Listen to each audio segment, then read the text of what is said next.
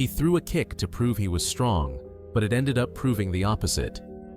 He didn't even flinch. That's what people kept saying over and over, like they couldn't believe what they saw. 1 second, it was just another ceremonial demonstration outside St. James's Palace. Tourists snapping pictures, kids on school trips, pointing at the guards in their red tunics, and a few dozen martial artists standing around trying not to look nervous. The next second, a foot flew through the air, a crack, a stumble, and the kind of silence that feels louder than a shout. Brandon Mercer was the one who threw the kick. To the casual eye, he looked confident, clean white. GI's short, buzzed hair, sharp eyes that didn't blink much, but anyone who knew him would have seen it. The weight in his shoulders, the way his jaw locked just a bit too tight. He wasn't there for peace. He was there to win something, though he couldn't quite say what. The man who took the hit was Lieutenant Jabari Okoro, a guard whose uniform barely moved, as he stood at ease, his eyes forward, expression unreadable. The moment Brandon's foot connected with Jabari's face, the air changed. It wasn't a brawl. It wasn't even a fight. It was supposed to be a friendly demonstration, controlled, clean, respectful. Instead, it felt like something sacred had been broken. Jabari stumbled back, not from the force of the kick, but from the shock of it. He hadn't seen it coming, not because he wasn't capable, but because he didn't expect someone to use a ceremonial demonstration to try and humiliate him. Brandon didn't celebrate, not yet. He just stood there waiting for applause, but none came. Behind the barrier, someone dropped their phone. An older woman gasped. A few guards along the line took a sharp step forward before one of the officers raised a hand to hold them back. Jabari's white-gloved hand touched his cheek briefly. Then he straightened his spine, fixed his hat, and walked off the platform without saying a single word. That silence, it said more than any punch ever could. Within 20 minutes, Jabari was escorted inside. Brandon was told the demonstration was over. There were no medals, no press interviews, just a wave of muttering side-eyes and camera flashes that burned hotter than the sun, bouncing off the marble behind them. The footage went viral before Brandon even got home. No sound, just a slow-motion replay of the kick, the stumble, the way Jabari swallowed it, like it didn't even hurt, but still somehow looked broken by it. Everyone had their version of what happened. He lost control. It was a setup. Who the hell does a spinning kick at a ceremonial guard? Maybe he was trying to prove something. Maybe he just snapped. Brandon didn't speak on it, not yet. But the truth is, the kick wasn't about Jabari, not really.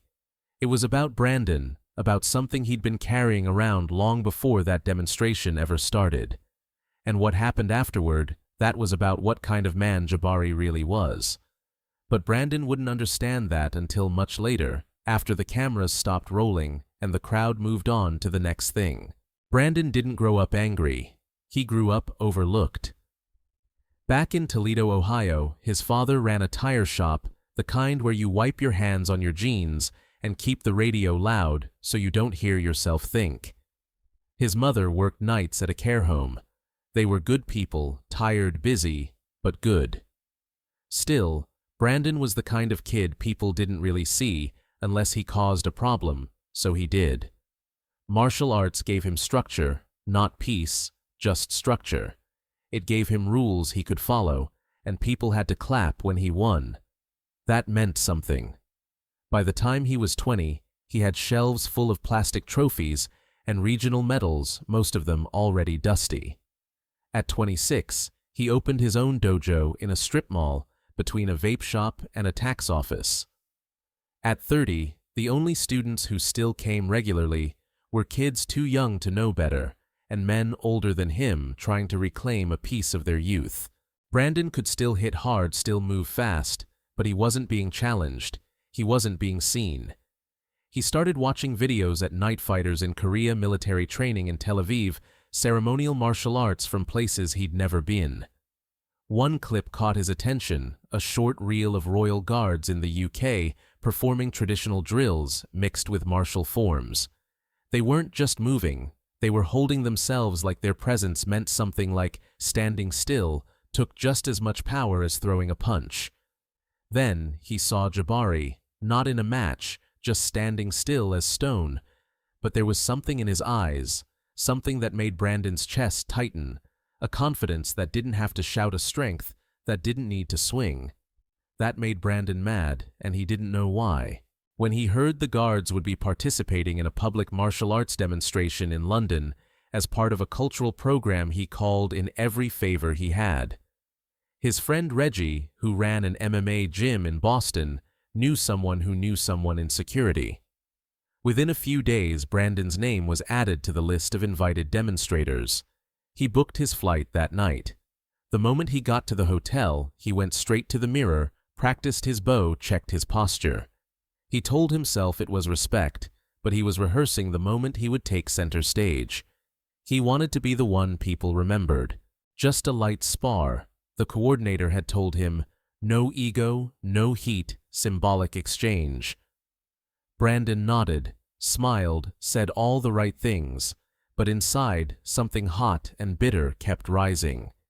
He'd spent years being polite, years following the script, and for what, a class full of dropouts and a Facebook page nobody checked. Standing across from Jabari that morning, Brandon had already decided he wasn't walking away without making an impact. "You sure you want to go first?"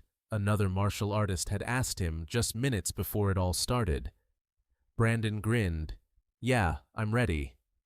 No one knew what was about to happen, not even Brandon himself, because deep down he didn't plan the kick. It wasn't a calculated move. It was something that came from that place inside him, the one that hated how quiet Jabari looked, how calm, how unaffected. Brandon thought he was about to make a statement. He had no idea how loud that statement would echo. But while Brandon packed his bag that night and avoided social media, someone else was being quietly pulled into a back room for a conversation that would change both their lives. They didn't call him the anchor for nothing. Lieutenant Jabari Okoro didn't talk much. He didn't need to. When he walked, people moved. When he stood still, it felt like the air had to work harder to flow around him, not because he was trying to intimidate anyone, but because he trained himself to take up space without forcing it. He was born in Cincinnati, the youngest of three. His mother was a librarian, his father a transit operator who barely missed a day in 30 years. Quiet home, tight house, plenty of love, but no time for nonsense.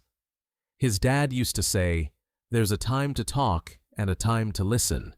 Most folks get the two confused. Jabari learned early which one he was better at. When his brothers got loud, he went to his room and practiced breathing exercises from old martial arts books he found in the back of the library. He started training seriously at 14, joined the military at 18, and eventually applied to a Royal Guard exchange program through a joint US-UK defense initiative. It was selective, only one American every 5 years. He was chosen. In 6 months, Jabari didn't just train to fight, he trained to hold ground. He studied posture, presence, poise. He learned how to project strength through stillness. His mentors in the English Guard saw it right away. He wasn't there to shine. He was there to serve, and that made him rare. Okoro. One of the sergeants had said during early training, "You don't blink when you're supposed to flinch. What's that about?" Jabari just replied, "Not everything deserves a reaction." That stuck. By the time the demonstration event rolled around, Jabari had been stationed in ceremonial service for 2 years. He'd guarded foreign dignitaries, stood in the rain for hours without moving, and kept calm while drunk tourists waved phones inches from his face. He knew what the uniform meant. But that morning was different. There was tension in the air, too many cameras, too many men with something to prove. He didn't know Brandon personally, only heard the name an hour before the event. "Guy from the States," someone muttered while adjusting their belt. "Former champ thinks he's here to headline." Jabari didn't comment. He adjusted his gloves and waited for instructions. On the mat, he greeted Brandon with a respectful bow, deep, traditional, the way he had been taught.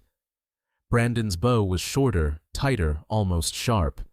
Jabari noticed that. Then the match started. The air shifted. Brandon moved fast, too fast for a demonstration. Jabari parried twice, then stepped back, giving space. That was when the kick came, a flash of white heel jaw. Jabari didn't go down, but something inside him slipped, not pain, trust. He stumbled, recovered, adjusted his uniform, and walked off, not out of shame, out of principle. He wasn't going to give Brandon the moment he wanted. He wasn't going to let a stage performance turn into a show of ego. Back inside the building, an officer approached him quietly. They didn't scold him, they didn't blame him, but the rules were clear. No physical contact from the outside world, while on ceremonial duty, no exceptions. He was being relieved of uniform service until further notice. Jabari didn't argue. He stood there in a dim side room, uniform still pressed, hat in hand. His jaw ached slightly, his pride not so much. He called his mother that night, told her he'd be taking some personal time. "What happened?" she asked. "Nothing serious," he said. "Just got reminded who I am." But even Jabari didn't know yet how far that reminder would go, or how quiet strength would speak louder than any punch Brandon had ever thrown. It was supposed to be a show of unity, a peaceful, symbolic moment between cultures, discipline, meeting, discipline in front of cameras and curious crowds just outside St. James's Palace, not far from where tradition hangs heavier than the air. The crowd was already gathering when Brandon showed up early, hands in the pockets of his warm-up jacket, chewing gum like it was the only thing keeping him calm. A few guards were pacing, adjusting gloves, going over their rehearsed drills in silence. Across the cordoned-off square, martial artists from different schools stretched out on mats, some of them snapping practice kicks in the air. There was nervous chatter, a few light jokes, but underneath, something was off. No one really knew what they were walking into. Brandon scanned the space. He saw the flags, the journalists, a couple of YouTubers live streaming. One of them caught him on camera and gave him a thumbs up. Brandon nodded back, smirking just a little, but his mind wasn't on the cameras. It was on him. Jabari was already in position, standing with a group of guards near the temporary platform. He looked untouched, unbothered, focused like he was made for moments like this. Brandon hated how relaxed he looked. "Yo," a voice said behind him. It was a guy from a London-based kickboxing club. "They're pairing off soon. You trying to open?" Brandon cracked his neck. "Yeah, let's get it started right." They'd been briefed the day before: keep it light, demonstrate control show, contrast in styles, honor the platform. But Brandon wasn't here for contrast. He was here to prove something. Within minutes, they were called forward. The mic picked up faint cheers from the crowd, mostly tourists not fully understanding what was about to happen. To them, it was a bonus attraction. Martial arts and royal guards in the same space. That's gold for Instagram. Brandon bowed quickly. Jabari bowed slower, fuller, like he meant it. Then they took position. The first few moves were clean standard. Brandon launched a low sweep. Jabari blocked. Jabari countered with a slow open palm motion. Brandon parried. A brief nod, respect barely noticeable. Then Brandon shifted his weight just slightly. Jabari saw it. His eyes tightened for half a second. His feet reset, centered, balanced, but he didn't back down. That's when Brandon threw it a spinning heel, kick fast and high, no pullback, no intention of stopping. His foot whipped through the air and cracked across Jabari's jaw with a sharp pop, the kind of sound that cuts through noise like scissors through cloth. Jabari's head turned, his body shifted. He stumbled 2 steps. Gasps. Cameras clicked. Someone in the crowd said, "Oh my God." Brandon froze. Jabari straightened, fixed his coat, smoothed the brim of his hat, then without a single word stepped off the mat and walked away. People didn't know what to do. The announcer fumbled over the microphone. Thank you, gentlemen. Let's give them a round of, Brandon stood alone, breathing heavier than he meant to. He tried to smile, tried to play it off, but nobody clapped, not really. One of the guards walked up and said something quietly to the organizer. The event was paused for schedule adjustments, but everyone knew the real reason. You could feel it. Brandon walked back to the waiting area, eyes following him like arrows. One of the martial artists looked at him and said, "What was that, man? It was supposed to be clean." Brandon didn't answer. He sat down and untied his belt. Slowly, his hands shaking just a little, not from exhaustion, from something else. But what Brandon didn't realize yet was that this wasn't the climax of his story. It was just the spark, and the real fire was still coming. The video hit TikTok before Brandon had even taken his GI off. No context, no captions, just a slow-motion clip of the kick, the twist of Brandon's body, the snap of his heel, the way Jabari staggered without falling, the way he looked like he absorbed it with his spine. There were 100 angles within the hour. Every influencer within 10 feet had caught it. Some clips were tagged Royal Guard fails, others had Brandon Mercer KO. But the most viral one, the one that looped over a dramatic soundtrack, was titled simply, "This Wasn't Part of the Plan." Brandon sat in his hotel room later that evening, scrolling. He told himself he wasn't bothered. He even laughed at some of the comments. "Yo, that guard got clocked. He ate that like cereal. Why did this dude come in like it's UFC?"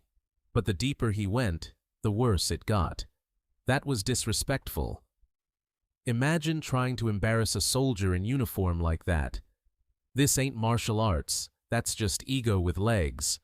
It wasn't just trolls, it was practitioners, coaches, even a couple of his old tournament rivals. One posted, "Control is strength. Mercer forgot that." That one stung. He shut his phone off. Back in the guard's temporary headquarters, Jabari sat alone in a quiet room off the corridor.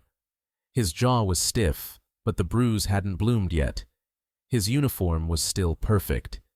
He'd already been pulled aside and told gently but firmly that until further notice he was suspended from ceremonial service.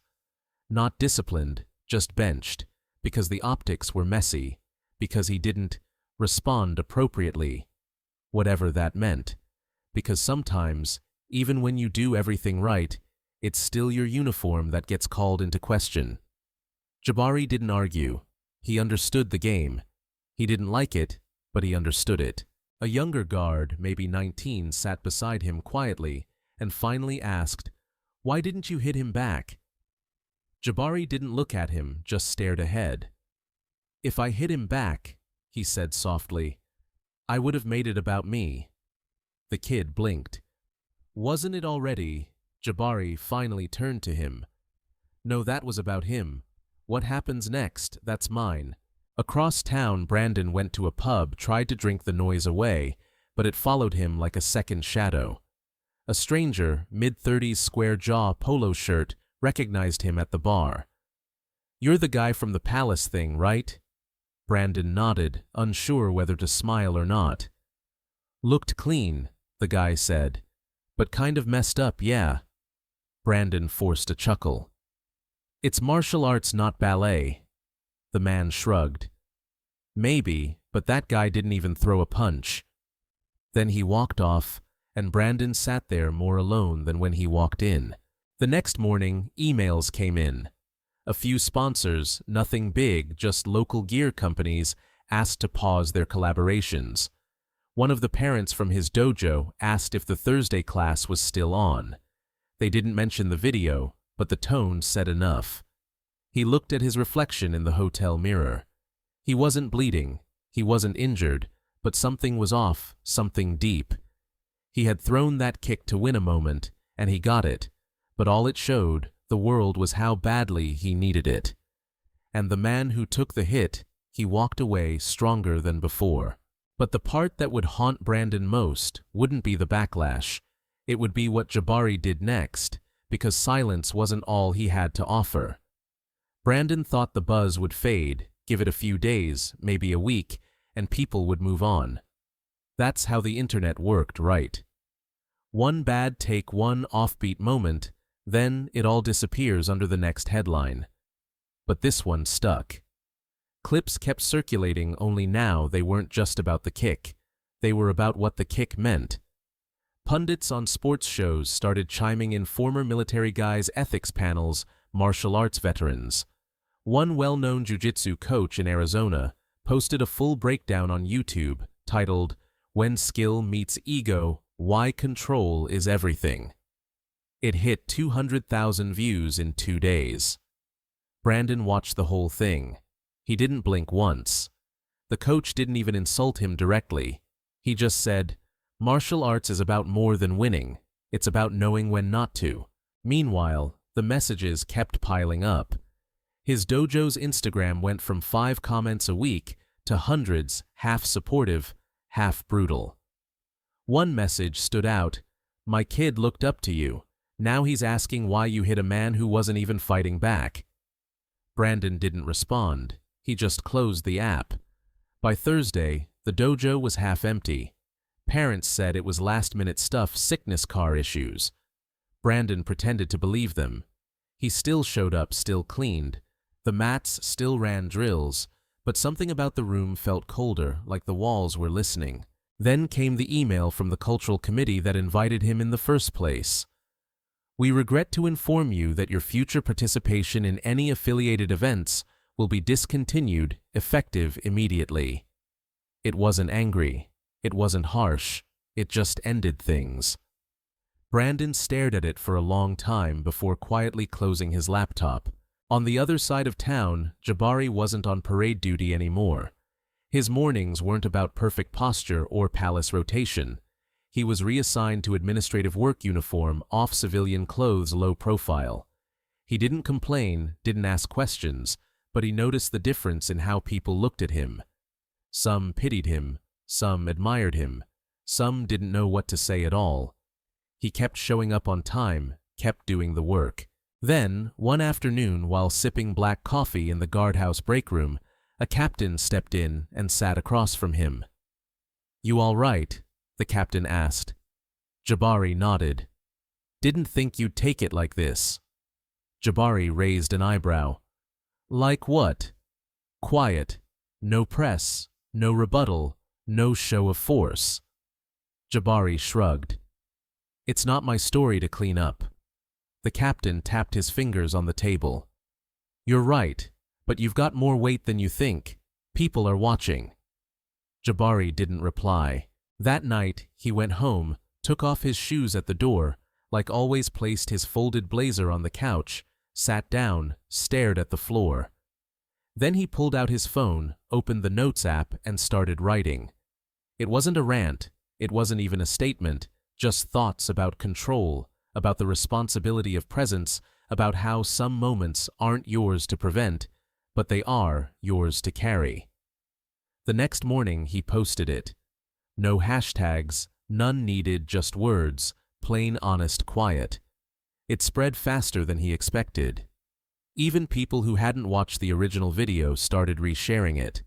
A boxing coach in Philadelphia quoted it and added, "That's what a real martial artist sounds like." A taekwondo instructor in Austin sent it to every student in her school. And Brandon, he saw it too. He read the post 3 times in one sitting.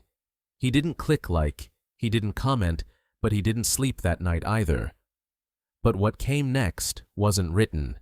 It happened face to face in a place where no one was recording, and that's where the real story turned. Brandon thought about reaching out. He opened the message screen more than once, typed things like, "Didn't mean for it to go that way," or "Wasn't personal."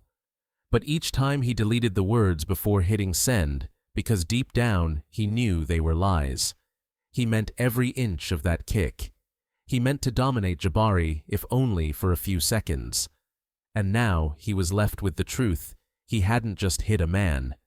He hit the meaning behind him, the the uniform, the moment, the silence. 1 week after the incident, Brandon showed up at Camden Martial Arts Collective, an old school run out of a converted garage behind a fried chicken joint. No Instagram, no hashtags, just a few mats, some scuffed gear, and people who didn't care what your name was, only how you carried yourself. Word was, Jabari trained there sometimes. Brandon didn't call ahead. He just walked in with his gym bag and waited by the wall. A couple of young fighters glanced at him, nodded without recognition. Nobody said a word about the viral video. Then, the back door opened. Jabari stepped in hoodie sweatpants gym bag slung over his shoulder like nothing was different. He saw Brandon. Their eyes locked 1 second too. Brandon stood. Jabari dropped his bag and walked over. For a moment, nobody in the room moved. It felt like everyone was holding their breath. Brandon spoke first, quiet, measured. "I shouldn't have done it." Jabari tilted his head.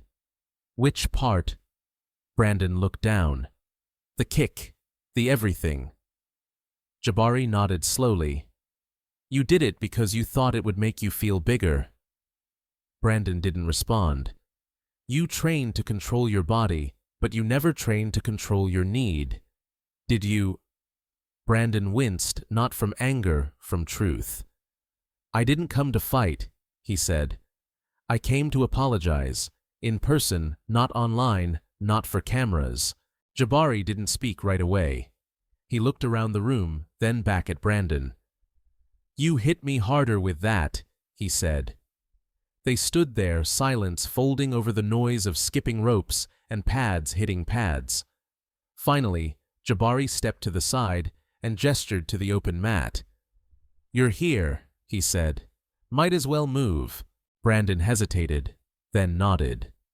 They stepped onto the mat together, bare feet tapping against old vinyl. No crowd, no lights, just breath and gravity. They didn't spar, not really.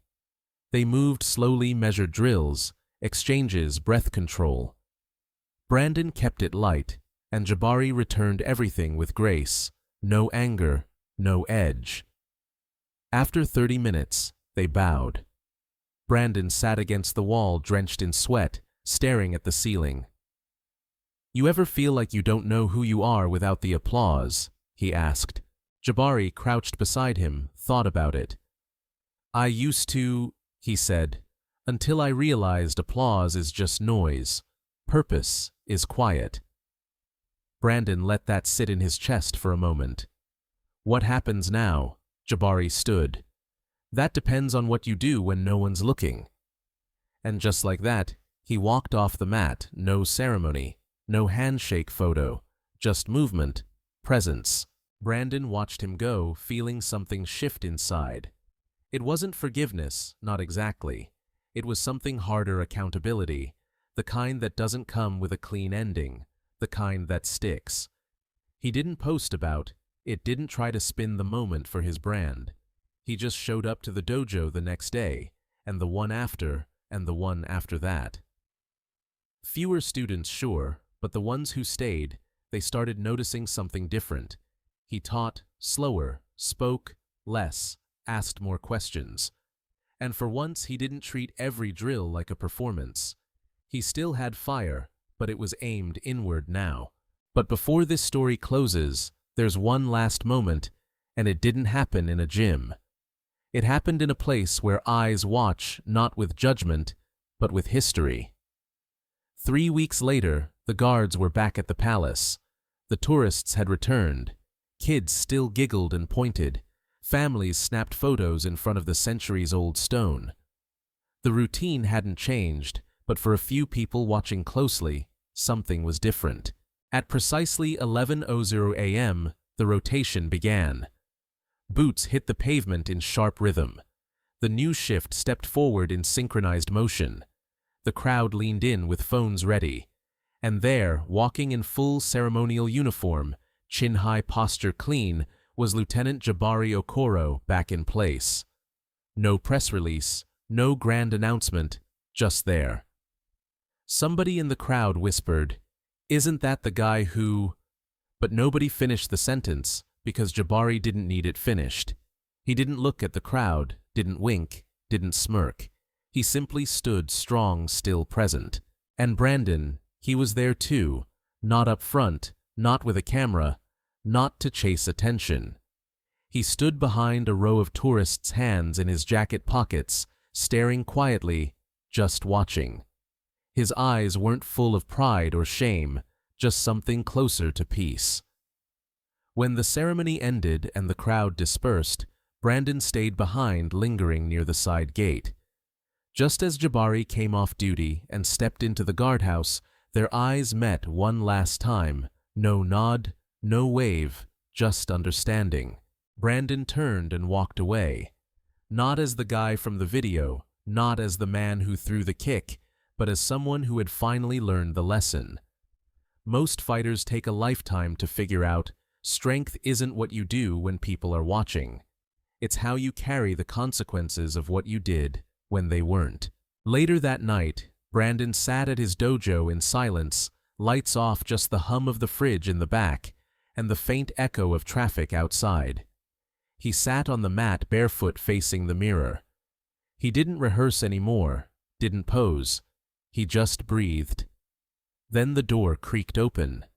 A young student stepped in, 10, maybe 11, wore his belt too high and his jacket too loose. "Sensei," the kid asked, "are we still doing class?" Brandon stood, smiled faintly. "Yeah," he said, "we are." And he meant it this time. That night's lesson wasn't about punches or kicks or how to win a point. It was about control, about how real fighters walk away from noise, not into it.